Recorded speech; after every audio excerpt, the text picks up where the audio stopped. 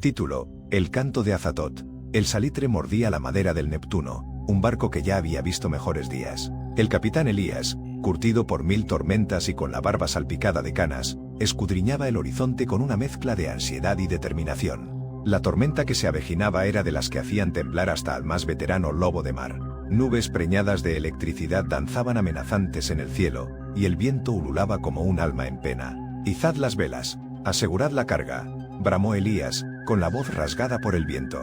La tripulación, una amalgama de hombres robustos y rostros demacrados por la vida en el mar, obedeció con la diligencia que la inminente tempestad exigía. El Neptuno luchaba contra las olas crecientes, un juguete en manos de una fuerza implacable.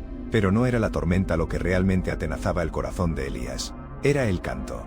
Había comenzado como un susurro, una nota aguda que se perdía entre el rugido del viento, pero poco a poco se había ido haciendo más fuerte, más claro, más seductor. Una melodía extraña, hipnótica, que parecía colarse en lo más profundo de la mente. Un canto que prometía paz, consuelo, un paraíso más allá de la comprensión. Elías conocía la leyenda, la canción de la sirena, un mito que había escuchado desde niño, relatado por marineros borrachos en las tabernas del puerto. Un canto que atraía a los hombres a las profundidades, hacia una muerte segura en las rocas escarpadas que salpicaban la costa. Siempre lo había considerado un cuento de viejas, una forma de meter miedo a los jóvenes grumetes. Pero ahora, con esa melodía penetrando en su mente, sentía un terror frío que le helaba la sangre. ¿Lo oyen?, gritó Elías, intentando en vano que su voz superara el rugido de la tormenta y el canto. «Escuchen, es la sirena». La mayoría de la tripulación, absorta en la lucha contra la tormenta, no le prestó atención. Pero algunos, los más jóvenes, los más sensibles, empezaron a mostrar signos de perturbación. Sus rostros palidecieron, sus ojos se vidriaron, y sus movimientos se volvieron torpes, casi sonámbulos. «Capitán, ¿qué está pasando?», balbuceó uno de ellos, un joven grumete llamado Tomás, con la mirada fija en el horizonte. «No la escuchen. Tapen sus oídos. Es una trampa», rugió Elías, tratando de sacudir a Tomás. Pero era inútil.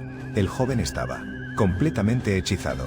Elías sintió la misma fuerza tirando de él, una promesa irresistible de paz y felicidad eterna. Vio imágenes fugaces en su mente, campos verdes, un sol cálido, el rostro sonriente de su esposa fallecida. Era un paraíso al alcance de la mano. Solo tenía que dejarse llevar. Pero Elías era un hombre de mar. Había luchado contra tormentas, contra piratas, contra la propia muerte. Y no iba a rendirse ahora. Con un esfuerzo titánico, sacudió su cabeza, apartando las visiones tentadoras. Se aferró al mástil con todas sus fuerzas, sintiendo la madera áspera bajo sus dedos, un ancla en la realidad. «No caeré, no me rendiré», gritó Elías, con la voz ronca por el esfuerzo. El canto se hizo más fuerte, más insistente, como si la criatura que lo emitía estuviera intensificando su ataque. Elías miró hacia el horizonte y la vio. No era la hermosa mujer con cola de pez que las leyendas describían. Era algo mucho más monstruoso, más antiguo, más terrible. Una forma retorcida de carne y hueso, con tentáculos serpentinos y ojos que brillaban con una luz fría e inhumana.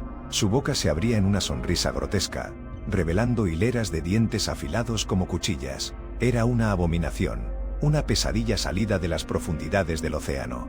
Y su canto ya no era dulce y seductor. Ahora era un lamento gutural, un rugido primario que resonaba en lo más profundo del alma, despertando los miedos más ancestrales. «Ven a mí, Elías», susurró la criatura, con una voz que parecía provenir de todas partes a la vez. «Te mostraré el paraíso, te reuniré con tu amada. Solo tienes que dejarte llevar». Elías sintió que sus fuerzas flaqueaban. La visión de su esposa se hizo más nítida, más real, más tentadora. Estaba a punto de ceder, de dejarse arrastrar a la oscuridad, cuando recordó algo. Una promesa que le había hecho a su esposa antes de morir. Una promesa de seguir viviendo, de honrar su memoria, de no rendirse jamás. Con un grito de furia y desesperación, Elías se liberó del hechizo. Arrancó un trozo de madera del mástil y lo lanzó con todas sus fuerzas contra la criatura. El golpe no la detuvo, pero pareció sorprenderla. El canto se interrumpió por un instante, y la criatura retrocedió, mostrando una expresión de furia indescriptible. En ese momento, un rayo cayó sobre el Neptuno, iluminando el cielo con una luz cegadora. El trueno resonó como una explosión, sacudiendo el barco hasta sus cimientos. La tormenta había alcanzado su punto álgido. Elías aprovechó la oportunidad.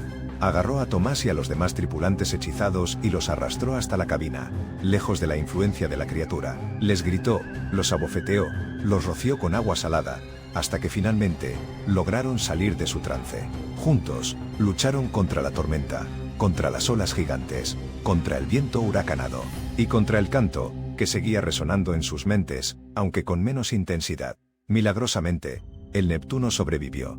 Al amanecer, la tormenta había amainado, y el sol brillaba débilmente entre las nubes. La criatura había desaparecido, llevándose consigo su canto mortal. Elías se quedó mirando el horizonte, con el corazón lleno de gratitud y terror. Sabía que había escapado por poco, que la sirena, o lo que fuera esa abominación, seguiría ahí, esperando a su próxima víctima. Nunca más volvió a navegar cerca de esas aguas. Abandonó el mar, se retiró a un pequeño pueblo costero y pasó el resto de sus días contando la historia del canto de Azatoth. Una historia que nadie creía, pero que él sabía que era terriblemente real. Una historia que le recordaba constantemente la fragilidad de la cordura, y el poder oscuro que se esconde en las profundidades del océano.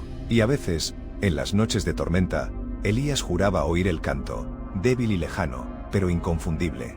Un recordatorio de que la pesadilla, quizás, nunca había terminado. Un recordatorio de que el paraíso prometido, en realidad, era el infierno más absoluto. Un infierno que acechaba bajo las olas, esperando el momento oportuno para reclamar su alma.